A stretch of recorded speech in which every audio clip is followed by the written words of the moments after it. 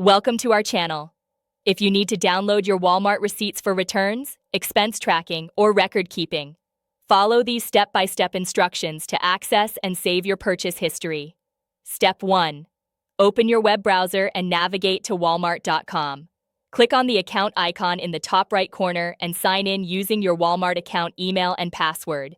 Step 2. Once logged in, hover over your account name and select Purchase History from the drop-down menu to view all your recent transactions. Step 3. Browse through your purchase history to locate the specific receipt you need. Use the date filters or search function if you're looking for a particular transaction. Step 4. Click on the order you want to view. This will open the detailed receipt page showing all items purchased, prices, and payment information. Step 5.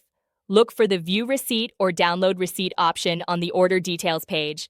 Click this button to open the full receipt in a new window. Step 6. Once the receipt appears, right-click anywhere on the page and select Print, or press Ctrl+P on Windows or Command+P on Mac to access print options. Step 7.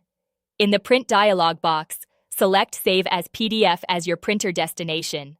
Choose where you want to save the file on your computer and click Save to download your receipt.